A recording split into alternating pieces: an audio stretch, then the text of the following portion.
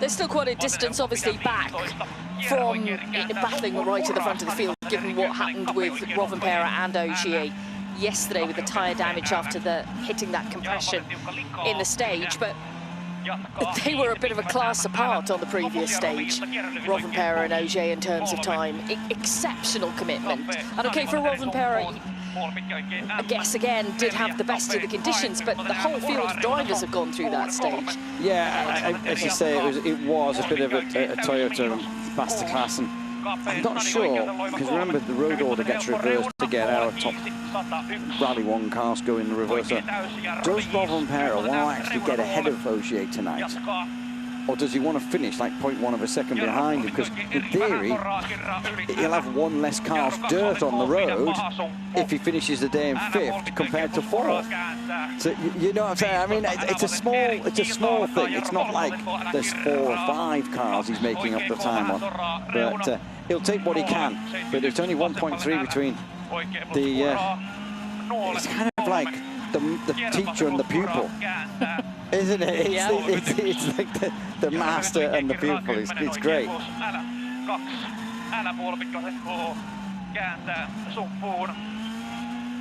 But what a difference today's been compared to yesterday. Even forgetting the puncture, Kalle wasn't really happy. Yeah, yesterday morning he was kind of all over the shop, really, wasn't he? Wasn't comfortable, wasn't confident enough to be able to push. He talked about going the wrong way with the setup heading into yesterday morning.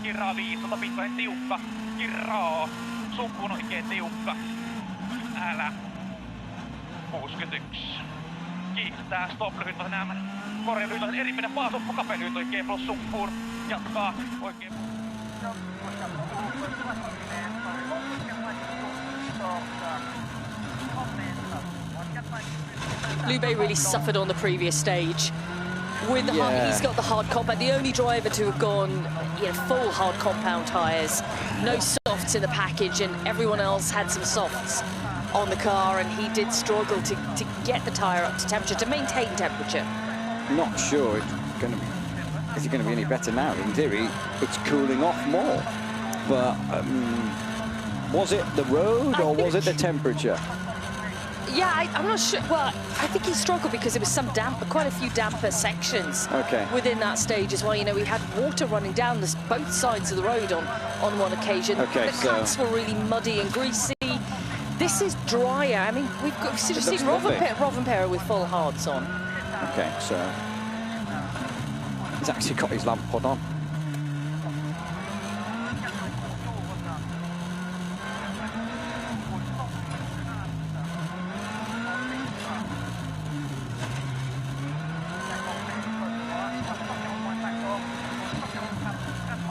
Look at the shield sword calling out the pace notes.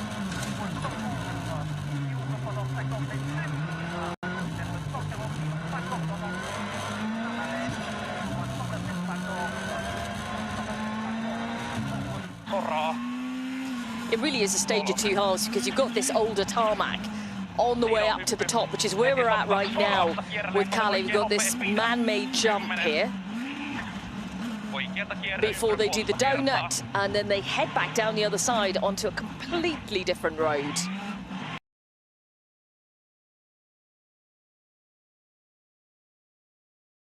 Back down the other side onto a completely different road.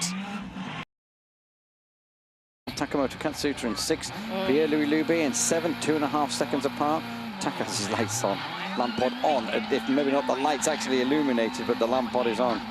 That is a massive lamp pod. 6 lights across the front. Oh, it's great. Then 2 in the bumper, 2 on the car. 10 in total on the front of the Toyota. 10 in front on all of the cars. That's what they're allowed. Everyone so far, Lube, Katsuta, Rovanperä, all with the hard compound tyre.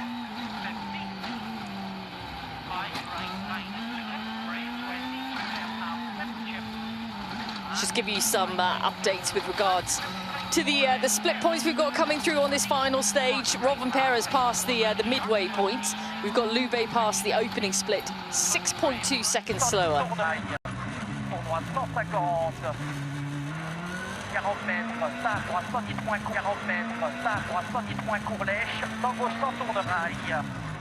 Dans gauche sans tour de rail, 50 mètres, droite pas corde. Yes, that is snow, if you were wondering what that was. See this, as you say, this damp section here, that'll cool the tyres down pretty quickly. And then it's about confidence of when you believe that either they didn't drop too much temperature or when they come back up to temperature.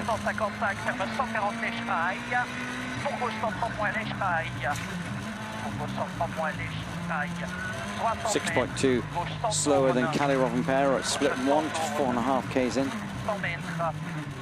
Attention, dos droite, 130 court, corps de train, sans frein, 30 mètres, droite, 4 court, étroit, tête sortie, 4 court, étroit, tête sortie, 60 mètres, jump 4, face relâche, 50 mètres, gauche sans très court, sur droite, 80 très court, 30 mètres, entre à droite, donut 30, 260 mètres. Up close and personal with the barrel then, were we? I did think that we were going to just bring it with us for a little ride. Back with Calais Rovanperä now then. As they crossed the line earlier on, they had huge smiles on their faces. They were laughing away, and that's because they'd had quite a big drifting moment towards the end of this stage where they skirted the Armco. Elvin Evans also having a bit of a moment towards the end of this one. And that is Rovanperä through, an 8:28.7 this time. Day done. Yeah, absolutely. Day 2 complete here in Croatia.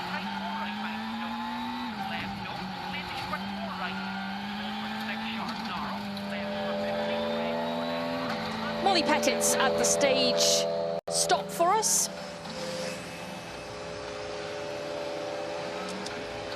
Kalle, the gap between you and Seb just 1.3. Did you give it everything in there to take him? Yeah, always if there is a fight, we give everything we got. But in the beginning of the stage, it was really tricky to get the hard tire working. So I don't know if I lose some time there, but otherwise quite good. It was a bit tricky lines after the pace cars and the small cars. Many cuts I had to go in, but I had only gravel on the tarmac, so not easy, but we tried. Yeah, him mentioning a bit difficult, but tricky getting the tyre up to temperature. What he said, I can't remember what stage it was, he said the people walking on the road between the first pass and the second pass kind of disturbed the racing line. Oh no, the attention to detail, that was like, wow, Kalle. When we were in the service just before, we could hear Thierry Neuville's car basically going through a run cycle and a warm-up phase. So hopefully that's all good. Thierry was pretty confident it was just literally suspension damage.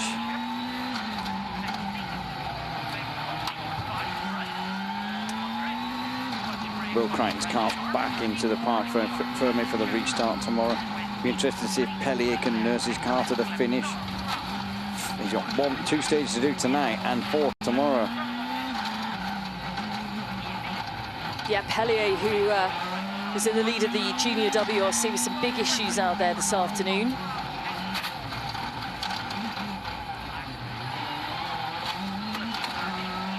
But he has made it through stage 15. Okay, he still leads then. He still leads by 1:46 over Tom Rensonet. There's hardly any of them left.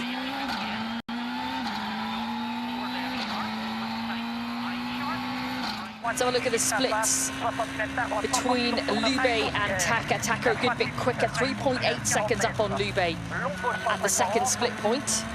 Yeah, Lube 10.2, then 12.9. I think potentially just like a confidence thing on those tyres, isn't it? On the hard tyres, but you know, he's still sitting, he's in 7th. He's had a bit of a tough start to the season, so good mileage, good confidence builder, even if it's 7th place, being in a bit of a battle.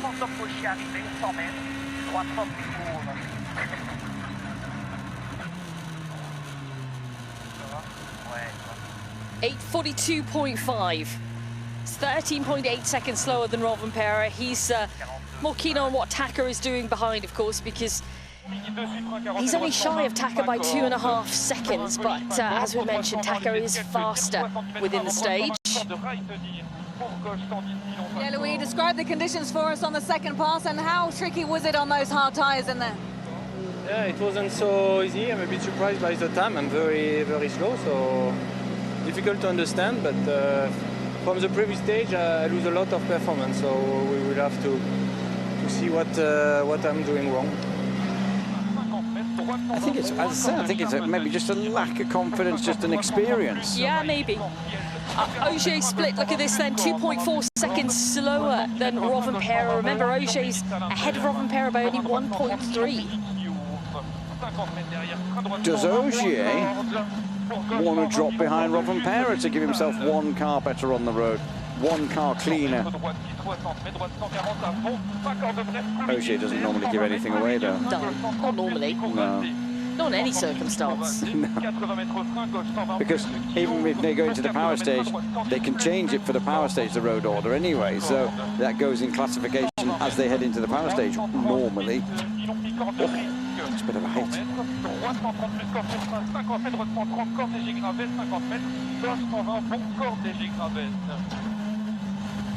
Pour 120 mètres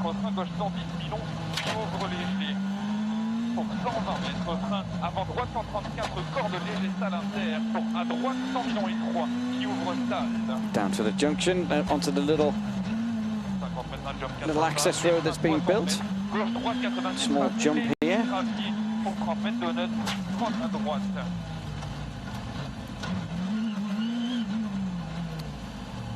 2.4 just popped up on that split as we saw. 230 mètres, gauche 138, Pico qui ouvre. Pour un gauche 140, moins bref, tenir sur un droitier, 80 mètres. Keeping it pretty consistent then in comparison to Kalle Rovanperä. Back with Taka, who's the next to complete.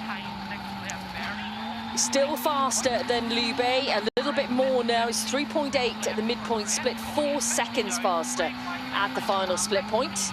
We're waiting for Esa-Pekka Lappi's first time to go on the board, and of course for the rest of our drivers to join the stage. Tanak is next to get underway, followed by Elvin Evans. Just seen Taka last year. He finished 6th on this rally, currently sat in 6th now. Absolutely, PK said it earlier, you know, he's nothing if not consistent. Yeah.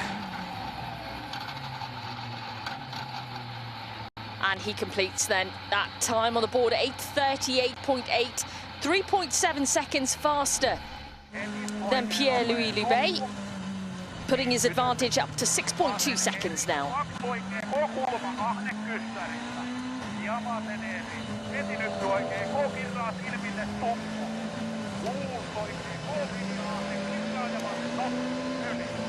Taka, you're 10 off the pace of Kalle, but you're extending the gap to Pierre-Louis. How are you feeling now at the end of the day?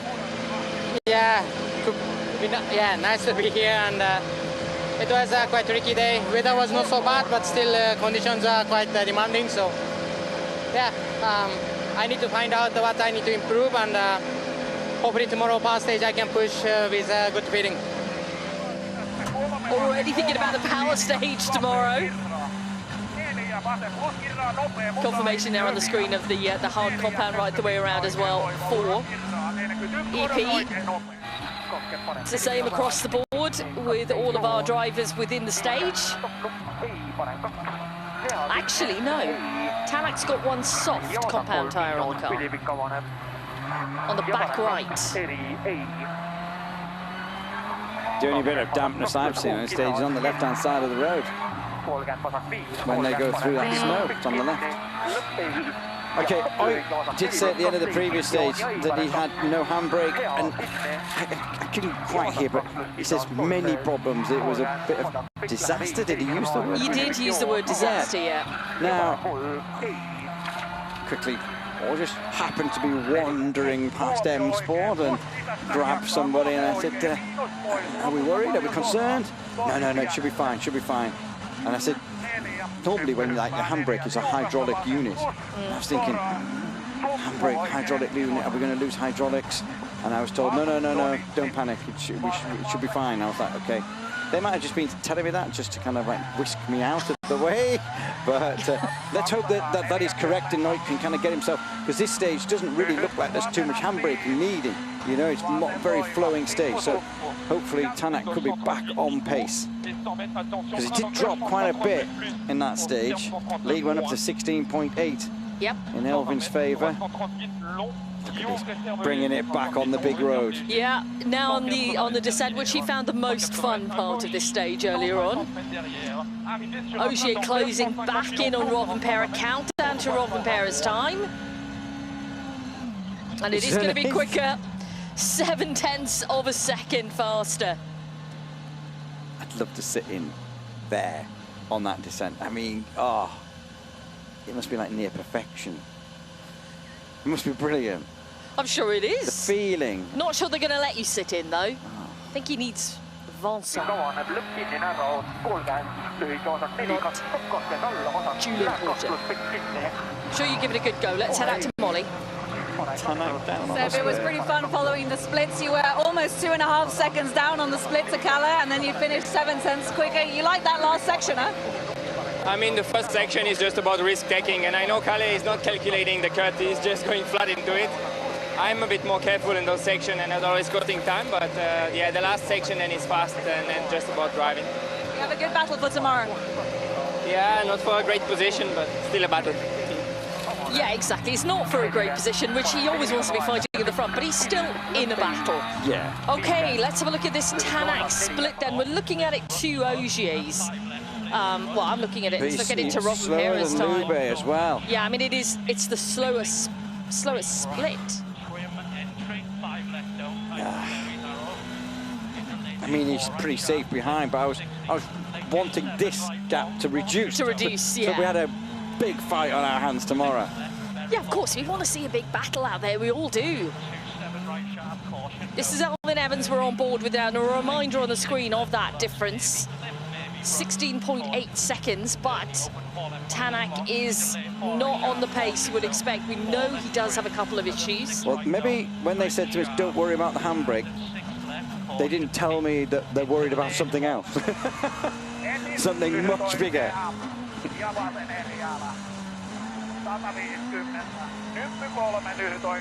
Well, he's definitely going to need the handbrake around the barrel. No, only on turning, and the rest of it is throttle control. That's what I'm saying. It is such an art that they make it look so simple. They do make it look easy. You're absolutely right. Okay, let's follow him now then. We've seen them handbraking into this corner because we're coming up to which he's not used. He'd love to go in car just to see if he's struggling with something else. So here we go. We've just hit the inside. You see, we just drove round there. Yeah. We didn't drift. We didn't like power slide around. He's obviously clipped the little tin can as we went into that area, because the camera was fine initially.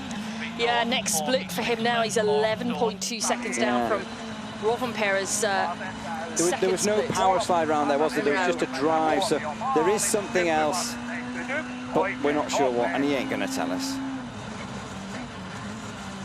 Esa-Pekka Lappi then completes his day done and dusted.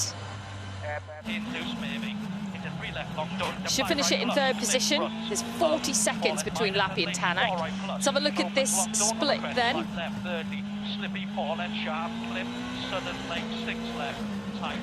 Evans 3 seconds up on Tanak. Yeah. Not as much as it looks. Evans obviously aware of an issue for Tanak, so not pushing as hard. EP, that's just 3.2 off the pace. Looking at the day in total, do you feel that you've progressed in a positive way? I don't think so.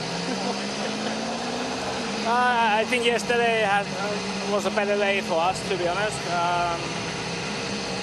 Yeah, today I've never been really good on the dirty tarmac, and yeah, today was one of the days again that I struggle a lot when there's a lot of pollution on the road. If there is a decent amount, I can manage somehow, but like the previous days, I don't know how I should drive it.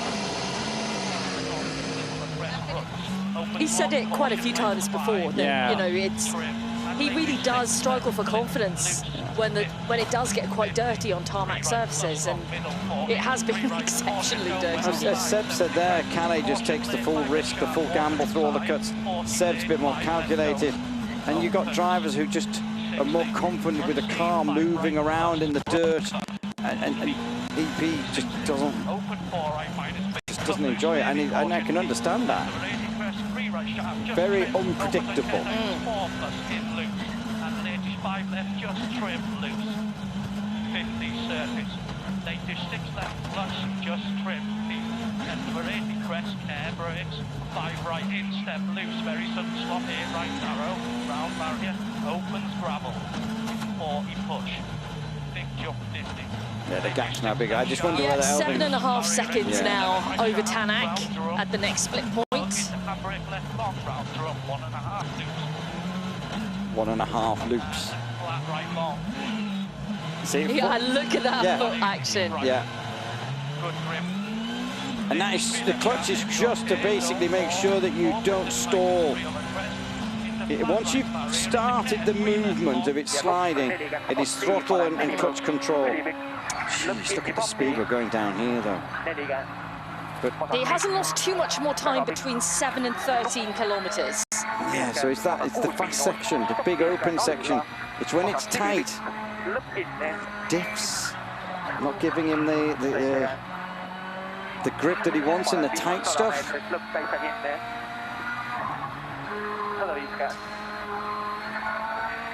We'll find out. It's interesting that, you know, the bigger gap was obviously between 4 and 7 Ks, but not a huge amount of time lost between 7 and 13. We'll have a chat with him, see what we can glean from Tanak. Unfortunately, I'll say very little, but I don't know. It seems to be something where lots of change of direction, tight corners, a traction issue, or a grip, potentially dips or something. Right, it's very clear that you're struggling in there. Can you maybe give us a bit more detail as to what's wrong? I don't know. Difficult to say. It is. I mean, it's terrible to drive, and not for me. But don't know what is happening. But happy it's over. Didn't really get anything. No. Didn't expect to get anything, no. No, true. We'll obviously be chatting with the guys tomorrow at the first service. He'll bring that car back. The team will have a good look. We'll have an explanation then. A little bit of a slide there. Yeah, I mean, he's had a bit of a smile on his face this morning and everything like that. This is interesting. This is like being pushing. It's just gone away from him, so doesn't really know what it is. But it seems to be more of an issue in the tight, twisty stuff than it is on the fast-flowing stuff. Yeah.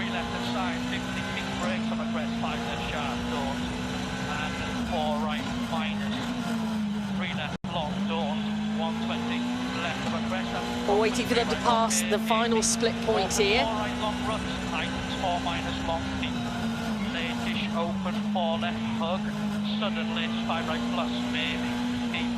There you can see the time. 8.5 seconds faster than Tanak here. Tanak, who has an issue, as he said, the car feels just awful. But he hasn't really given us an indication as to what it is. All right, long dirt, maybe slippy, tighten store, into watch 3 left plus, very long dips, and opens long of a crest, 40, 3 left plus, long of a crest, 60 shiny baby, watch 4 left long, caution right sharp, doors, 70, very late, 4 right minus long, tighten. It was somewhere down here earlier that he had a little bit of a moment, scooted very close to the Armco barrier. Caution brakes, 3 left minus long, don't have a crest, tightens, 30 down, slow shiny, 5 right sharp.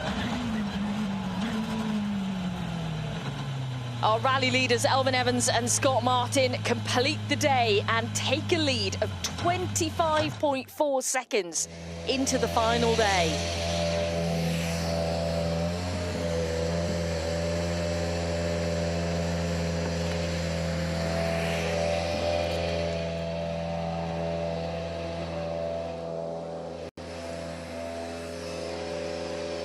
Elfyn, the time's not bad, but with Tanak's problems, you've extended the gap to 25.4 going into tomorrow. You must be very pleased. I can't say I am. I wasn't so happy with the way I drove in there, and if Hoyt's had problems, I wouldn't wish that on him, you know, so it's not nice to inherit a gap like that, but of course, still a long way to go.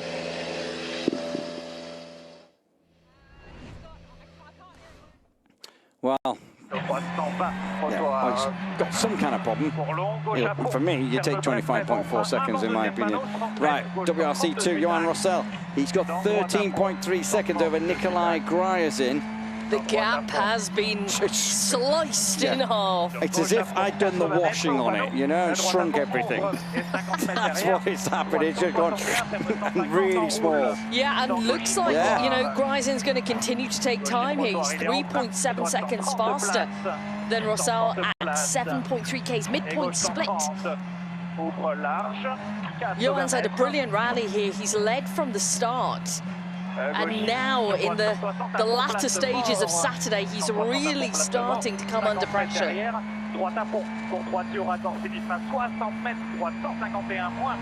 Gryazin will be out for revenge as well after Monty, because on the road, Gryazin was the winner, and then there was a... was it a protest or was it an inquiry? I can't remember what it was, but anyway, Citroën questioned something of Gryazin on the road, and he took a 5-second penalty, which just was enough to put Gryazin into second and Rossell into the lead. So, yeah. Let's see how it all pans out. Tell you what, Oliver Solberg's got a great time in here. Absolutely, he's quicker than Gryazin by 4.6 seconds at the midpoint. We'll come back to that though.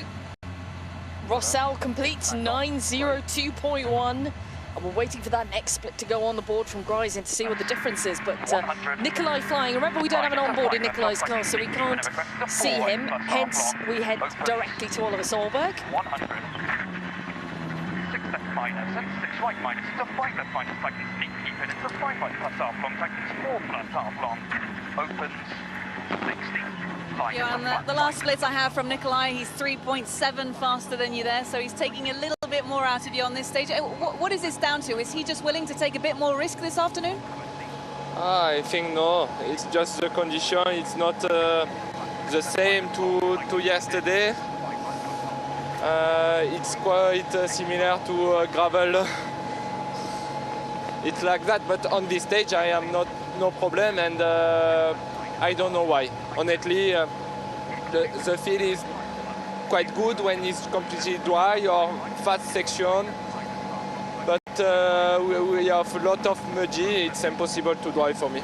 How confident are you can hang on to the lead tomorrow? Yeah, of course. The race is not finished. We will see tomorrow.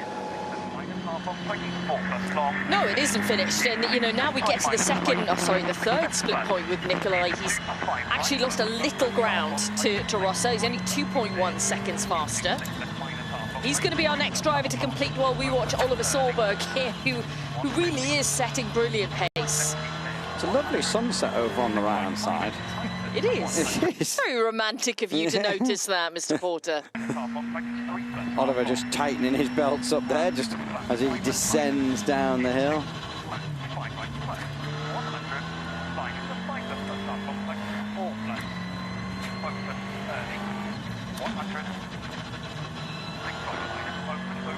Gryazin completes.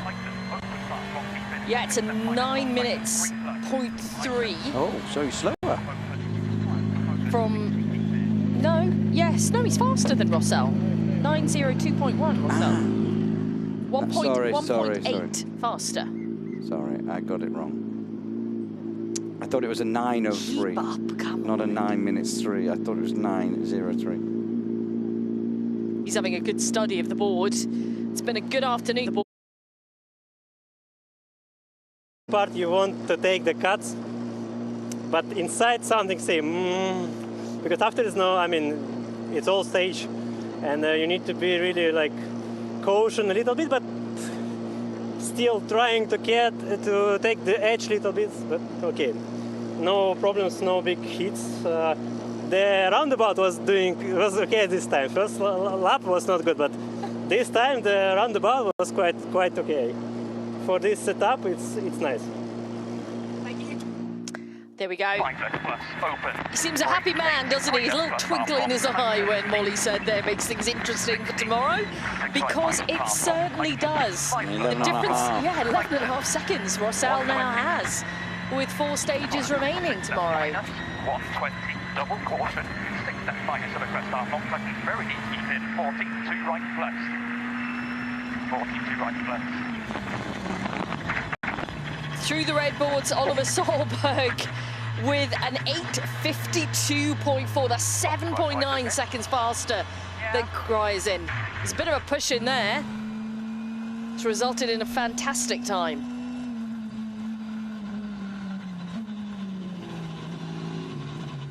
Will he be happy with it, though? Well, let's find out. You can see the glow of the brake disc there. Wow, that's 7.9 faster than anyone else so far. I'm looking at your face and thinking that must have been a bit of a push, but you look calm as ever. Yeah, but it's difficult. This one is okay because it's short corners, faster. The car is more okay, and that's it, I guess. You're quite frustrated, aren't you? I am very frustrated because it's my mistake. I chose this setup for the race, and it was not a good one. So for sure, I'm very frustrated. But you live and learn, and yeah, it's still very enjoyable, and at least we can push on. Yes, that's it. Well, let's see. He's not happy. You live and learn, as he said. Yeah, you live and learn. Sami Piari, he had a good stage time earlier on in the afternoon. 7.4 down there, but remember he's got Formeau 8.1 away from him. So yeah, Formeau has had a really good afternoon, and we've got the opening split in for Formeau. He's not actually as quick as Piari at the start, but then we saw this on the previous stage as well. Kind of turned it around towards the end. But Piari, Lindholm and Formeau are pretty close in terms of split times at the moment.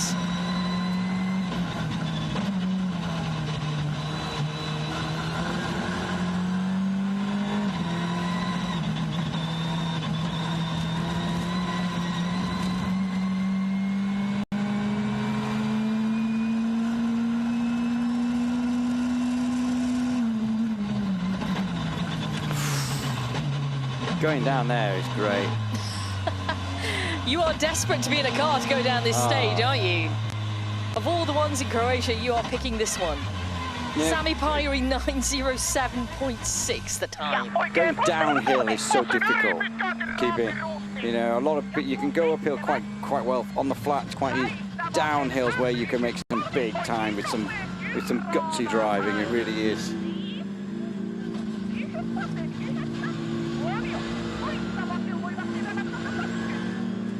Sami, that's the end of Saturday. Oliver's done something pretty wild in there. He's gone very quick, but you're setting level time to Formeau, who's close behind you, so that's good. And in total, a very positive day for you. Yeah, sure. Yeah, okay. I don't know how this was, but some places I was still a bit careful, but I'm trying to get better. So, and I think like overview of today, I have been really positive, and yeah. It's one day to go, so anything can happen. It can. Sami Piari building it up nicely for us there. Yeah. Now, Lindholm was 1.6 slower than Piari at the start of the stage. Final split, he's 3.1 faster. I just saw it, and I was thinking, had I read that wrong? No, you're absolutely read it right. Just huge commitment to the end here. Look at his pace. Brilliant commitment. He had a bit of a slide before as well. in one of the long corners. Lindholm, I have to say, I know he says he really does enjoy tarmac. I just don't remember seeing this pace on. I know in Japan last year, but there was a lot of rain around. But this is proper high-speed tarmac. This is in places, so it's great.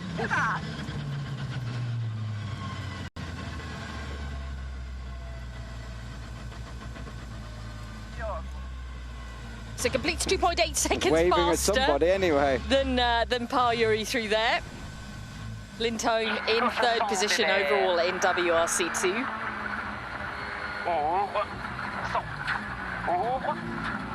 Okay, let's check out Formo while we wait to hear from Emil. Emil, let's end the Saturday. What are you smiling about? Quite a lot slower in the dark on the second half. Okay, it's a bit dirtier, but yeah, took it quite easy. Sorry, I can't hear a word you're saying, but if you could give us a summary of the day. Yeah, the day's been good. I mean, somehow we kept the pace in the morning, and then after basically, since there's a big gap both front and rear, we haven't really. Yeah, we tried to keep the car and tires in one piece and bring it home, and yeah, it's been good.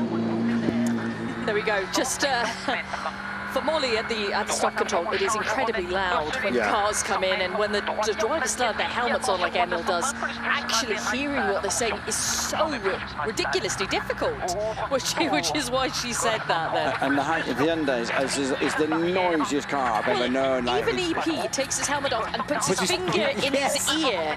That's how loud the Hyundai is. Yeah. EP struggles to hear us, and we struggle to hear him, vice versa. It's not an easy job trying to listen into what the drivers are saying. What's Formo going to do against Pajuri? What is he doing? Again, he's pulled it back in the final split, which is what he did on the previous stage. 3.8 seconds faster. This is going to be a really tasty battle going into the final day. Yeah, 4.5 seconds now behind Sami Pajuri. I think it's a really strong afternoon from Formo. You should be happy with that.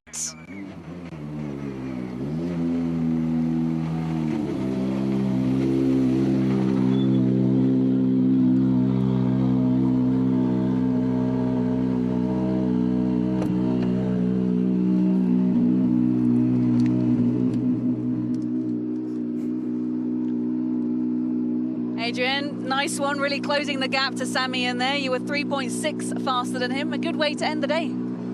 Oh, yeah, exactly. It's a good end for the day. I'm really happy about our pace today.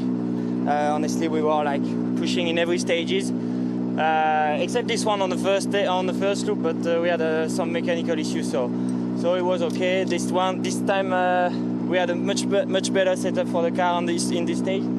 So we are quite happy. The night is coming also, so I really like to drive in the night, but I don't know. I don't like to know that the others were when it's still light. So, but yeah, honestly, I was enjoying today, and I'm really pleased the car is performing. Yeah, he has had a really strong day out there for Mo, and a good battle going into the final day. Sébastien Ogier then takes the stage win on this one, 8:28.